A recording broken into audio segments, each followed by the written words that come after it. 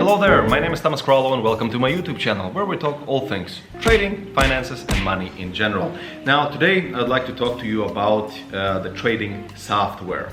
So if you're looking to get yourself a good set of tools, then this video is for you. So trading software, there is, just like with trading brokers, there is a shit ton of different trading software available on the internet today. Which is good, which is bad. I'd like to share with you my view and my experiences with the different trading platforms.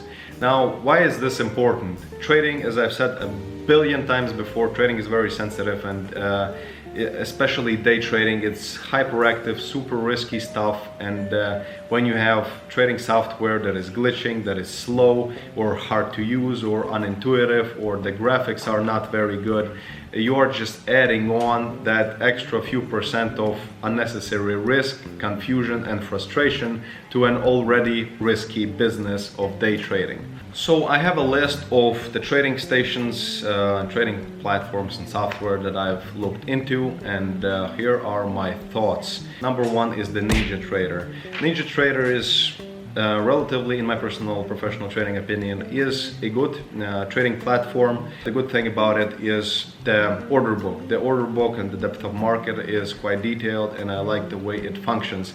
However, there are a few drawbacks. The drawback number one, it's not cheap, it's not free, and it's not very cheap, so it costs around $1,000, I believe, to buy it for unlimited use, or you can subscribe to it for a few $100s per month or something like that. Now, is it worth the investment?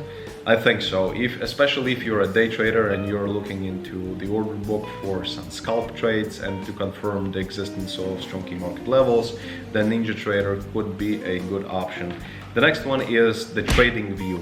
The TradingView, in my personal opinion, is one of the most accessible trading platforms out there. So basically, if you're just new to trading and you're looking into this business in general and you don't really want to spend a lot of money, TradingView is gonna do the trick. There might be some slight delay, especially on the free version, but then there is the paid version, which isn't too expensive, and it's gonna do the trick for any beginner.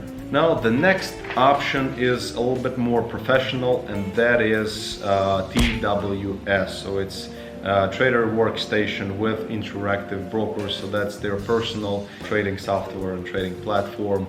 And this one is slightly controversial. Interactive brokers, as I've said before, I highly recommend them as a broker, but their trading software it feels a little bit dated.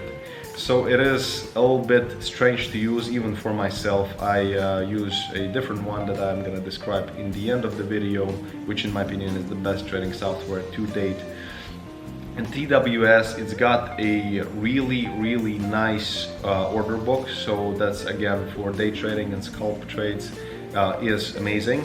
It's hard for me to compare NinjaTrader order book, the depth of market, to the TWS one, but just in general I think that they are both worth mentioning. However, one of the drawbacks with TWS is that it's a bit dated, and it can be quite confusing to use for a beginner. And yeah, so that's the main drawback. But the positive side is that it's free. The market data is gonna cost you money, just like with pretty much any other trading software. You'll have to actually pay for the list of the markets that you wanna view, the list of products. But the trading software is free, which is the TWS that I'm talking about currently. Now then, Sierra charts is also on my list. I looked into Sierra charts. They are my personal favorite, and I'm not going to talk very much about them, but they are an okay choice. So Thomas Crollo approves Sierra charts. And the next and final trading software that I'd like to talk to you about today is the one that I've been using for quite a few years for my hyperactive day trading, and that is ProRealTime. Quite a strange name, I know, but I believe it's a French company, and it's just a third party providing trading software. And quite honestly, there is just one drawback to actually two drawbacks to ProRealTime, but in general, the intuitiveness and functionality of the software of this trading station, trading platform is superb. It's absolutely marvelous. The graphics are outstanding. Remember, hyperactive, risky day trading is very, very detailed, and it's very susceptible to minor fluctuations and mistakes and stuff like that. So that's the reason why I love ProRealTime. The graphics are amazing. The indicators are very smooth, and all the smallest frequencies are visible and identifiable. The same thing goes for the intuitiveness of the use of the charts. If I want to place an order, it's very intuitive, it's very simple to use. If I want to change the type of the stop, it's also very intuitive, very simple to use. The order book is also usable. It's not as the NinjaTrader or TWS, but it still is usable, it's alright. So just in general, the usability of ProRealTime and the functionality is unbelievable. You can basically change settings to almost anything within the platform. So you can have custom indicators, custom setups for your automated trading, which I do not recommend doing, but if you want, you can. And it is just overall the best trading experience that I've had throughout my trading career. Now, there are two drawbacks, as I've mentioned before, and number one is that you would have to subscribe to market data, and you would have to use one of the brokers that ProRealTime is available with, and those are the interactive brokers, which is really a good thing, and IG Markets. IG Markets is not the best, but it's okay. They're okay as well. And basically, the second drawback is the market data. So as I've described in one of the previous videos about the brokers, the level 1 market data with ProRealTime is good, especially if you use interactive brokers as the market maker and the market data provider.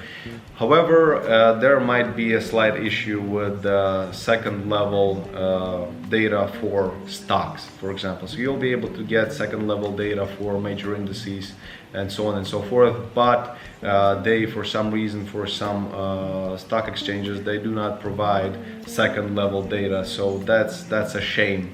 But that's pretty much the second drawback. And besides that, for anybody, for a beginner who wants an easy way to get into trading and get good software, it's a worthwhile investment.